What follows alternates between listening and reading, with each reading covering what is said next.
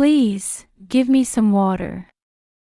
I felt like I was in a nightmare, unable to believe the scene before my eyes.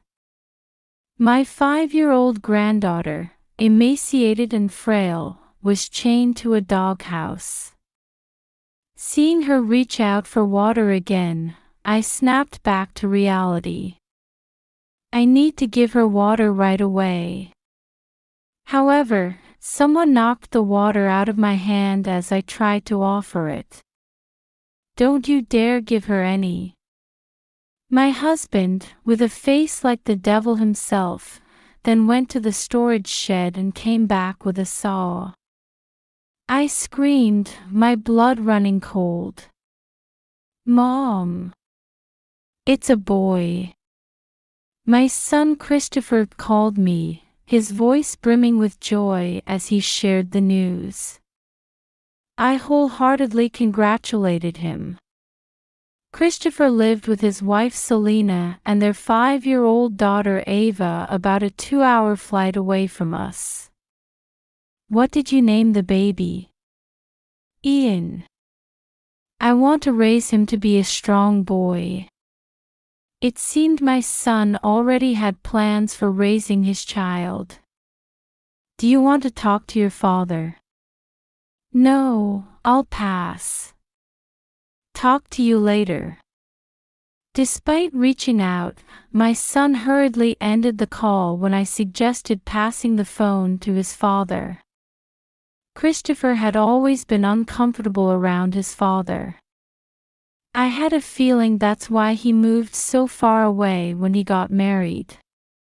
My husband was a former carpenter, a stubborn and unyielding man. I enjoyed supporting him and making baked potatoes for him and our son. They were a simple family who appreciated my baked potatoes. When Christopher decided to get married, he brought home a woman named Selena who seemed rather cold. Even when I spoke to her cheerfully, she would only respond with a curt, "I see." I remember my husband looking displeased beside me. Just as I was worrying about how we'd get along with her, Christopher and Selena moved far away right after getting married. It's lonely when children leave the nest. I wonder if that soft Christopher can manage living away from home. My husband spoke like this, but deep down, he was worried about Christopher. We were in our mid-60s, supposed to be spending a peaceful retirement together, when something unexpected happened. One day, we received a shocking phone call from our son. Ava's going to be hospitalized, so I need a significant amount of money. Mom, can you help out? Oh my, that's terrible.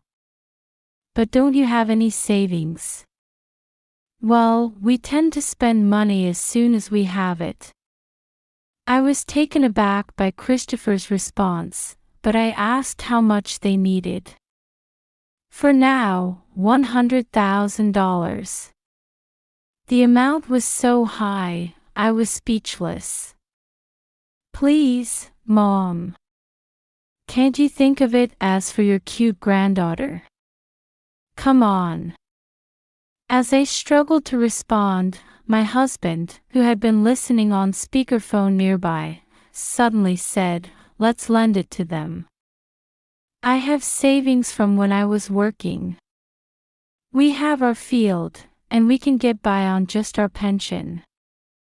He spoke loudly enough for our son to hear. "Thanks, Dad."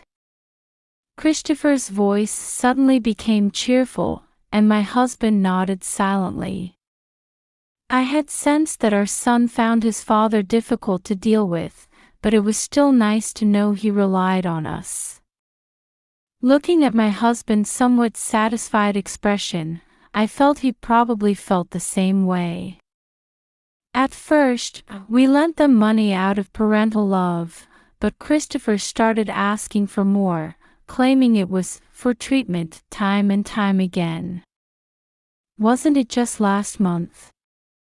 Well, medicine and stuff cost quite a bit. What exactly is Ava sick with? We'd like to visit her. Ava has a rare disease, and only parents are allowed to visit.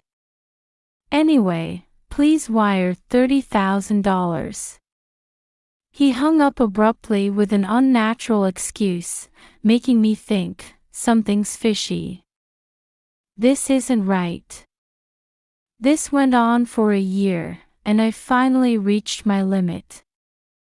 I decided to call my son to refuse any further requests.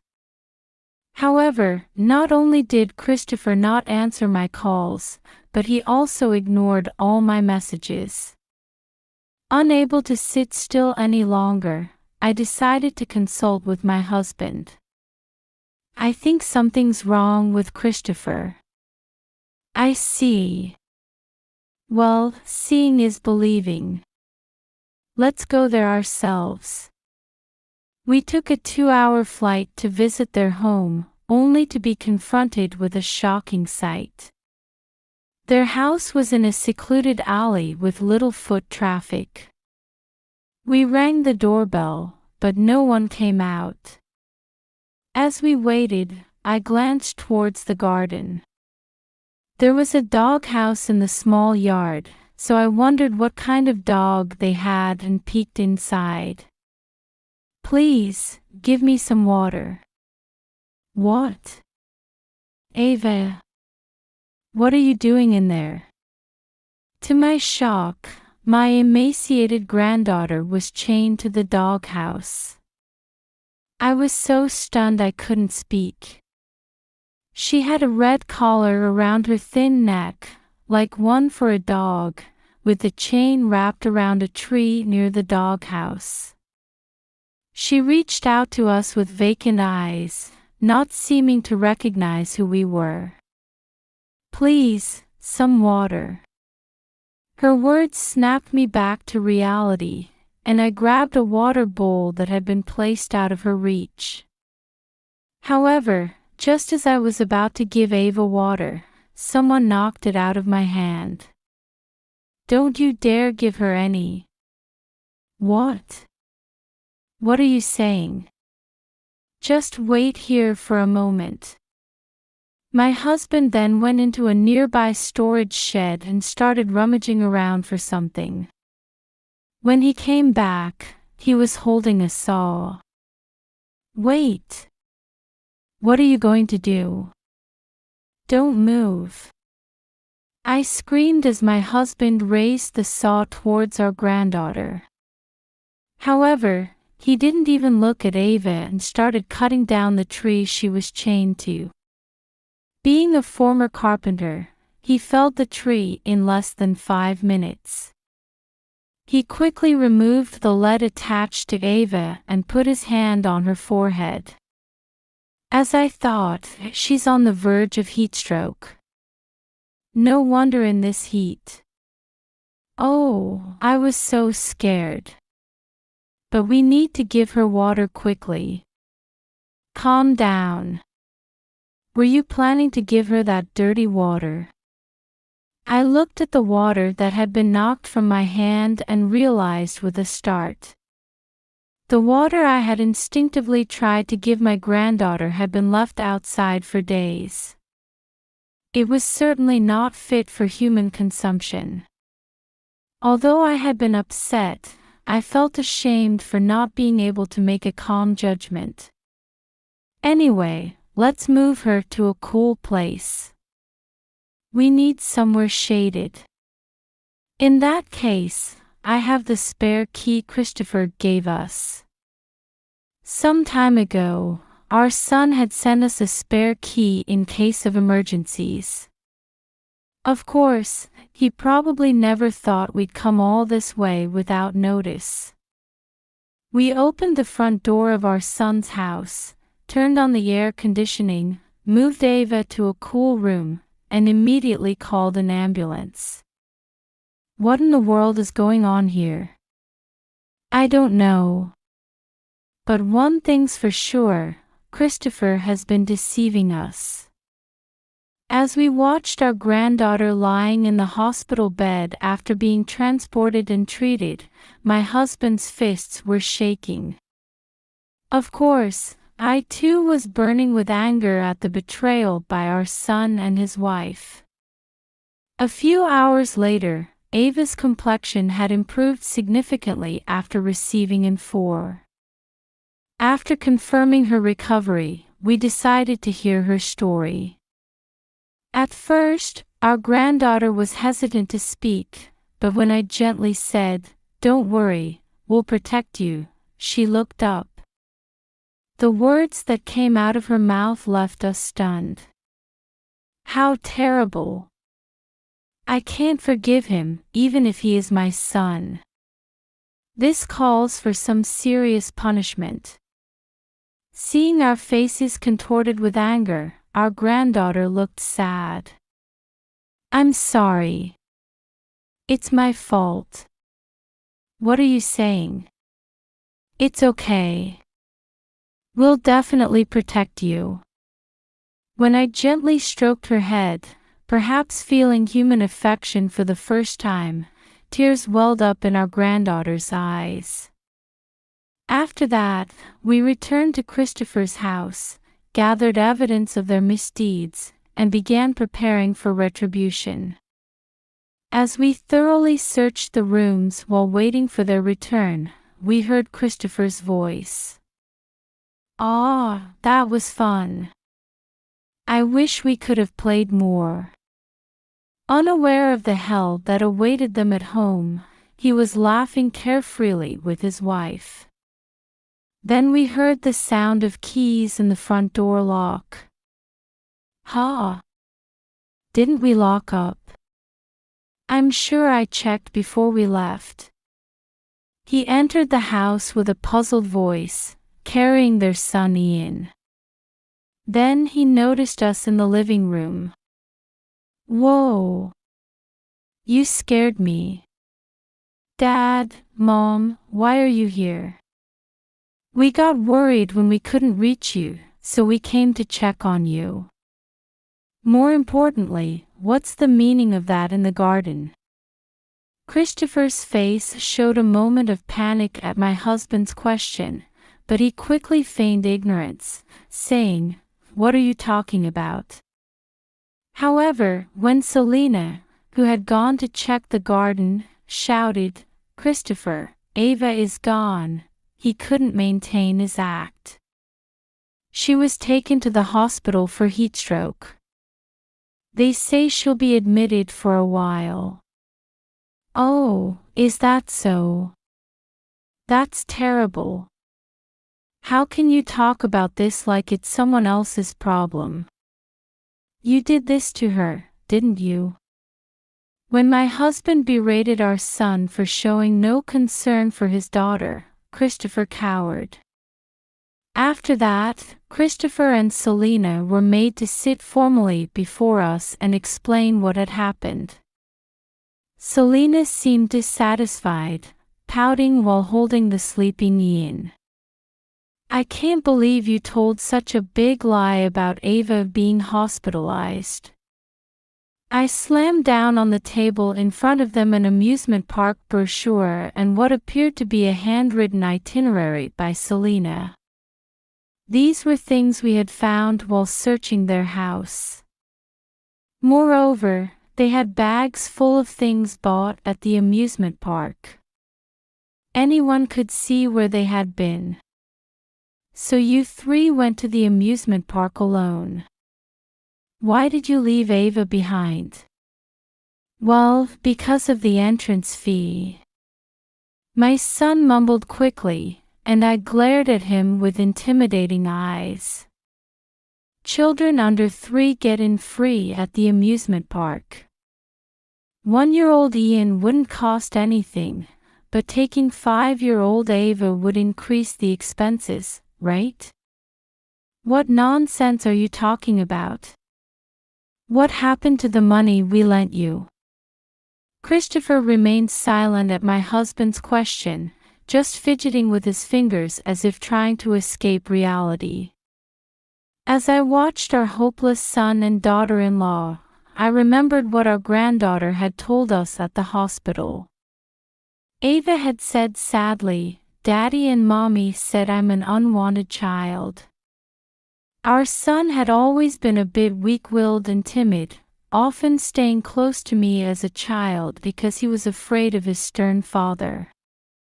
However, according to Ava, Christopher had said, "I'm going to raise a strong boy like Dad." Perhaps he had admired my husband in some way.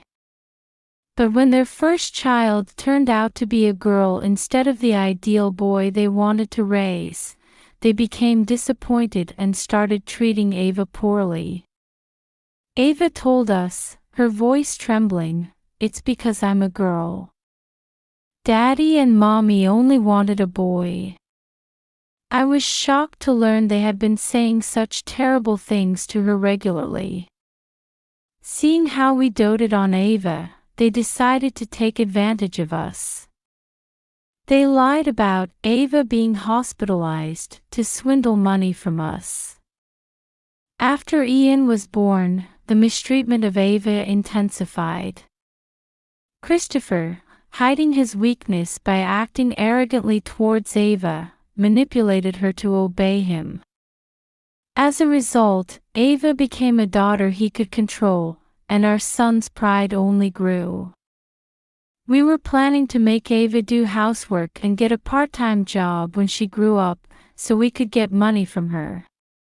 You know, even students can work part-time, right? I'm appalled. What do you think your daughter is? We're feeding her, so what's the problem? Besides, she was an unwanted child. She should be grateful we're letting her live. Unable to contain my anger, I slammed the nearby table, but Christopher just grinned as if he didn't care. When we were going to the amusement park, Ava was being noisy about not wanting to be left behind, so we chained her to the doghouse. Who cares if she gets heat stroke? I understand what you're trying to say. As your parent, I will make sure you take responsibility for your mistakes. I could feel my parental feelings towards them gradually cooling. I realized that no matter what we said, they wouldn't reflect on their actions. First, you'll repay the total amount of $130,000 we lent you in full. What? Don't be ridiculous. We've already spent it. How can we return it? That's our line. We have a pretty good idea, but what did you spend the money on? While waiting for our son and his wife, we had observed their clothing and belongings. Their closet was full of flashy shirts, bags, and shoes with logos that even we could tell were luxury brands. Even the clothes and accessories they were wearing now were all visibly expensive items. They were probably wearing these high-priced items to protect their petty pride. Let me confirm one more time. Ava was in danger of dying from heat stroke. You knew this and still went out. So what? I see. There's no need to talk to you anymore. We've already called the police, so you can reflect on your actions there. What? How could you do this to us? Our son and his wife, apparently not wanting to make a big deal out of it, suddenly changed their expressions. Then they both sat formally in front of us. Okay, we'll find a way to return the money somehow, so please don't tell the police. It's only natural to return what you borrowed, isn't it? I completely rejected Christopher's plea without even listening to his excuses. My husband felt exactly the same way, so he just glared at them with his arms crossed, keeping his mouth shut. Christopher and Selena started to panic at our attitude. We really regret it. We were wrong. Can't you let us off just this once? It's too late. Listen, can you hear that sound getting closer? While we were arguing, the sound of police sirens conveniently approached. As soon as Selena shouted, "This is bad, Christopher, let's run," they stood up, abandoned Ian, and dashed out the front door. I somehow managed to catch Ian before he hit the floor and immediately chased after them. Then I heard a commotion coming from outside. Damn! What's with all these people? We can't escape. When I went to the entrance, I saw that the house was surrounded by neighbors, leaving no gaps to escape through. I had left the windows slightly open for ventilation, so our voices must have leaked outside. Christopher and Selena were unable to escape, and the police arrived, promptly arresting them. "Dad, Mom, help us." I slapped away Christopher's outstretched hand as if to say, "Don't be ridiculous. You two, who only think of Ian as your tool, need to reflect deeply on your actions." They hung their heads dejectedly as the police took them away and put them in the patrol car. Later, during questioning, Christopher and Selena admitted to leaving Ava in the scorching sun. They both ended up spending time in dark rooms. All the money we had lent them was repaid in full. Since Christopher and Selena sold their house, they'll have nowhere to go when they're released. My husband and I returned home with Ava and Ian. We decided to raise our grandchildren ourselves. We live in a place rich in nature, and perhaps because of this, they are growing up healthy and strong. Ava, Ian, dinner's ready. Grandma's baked potatoes are so big. I love them. Both Ava and Ian eagerly devour the baked potatoes I make.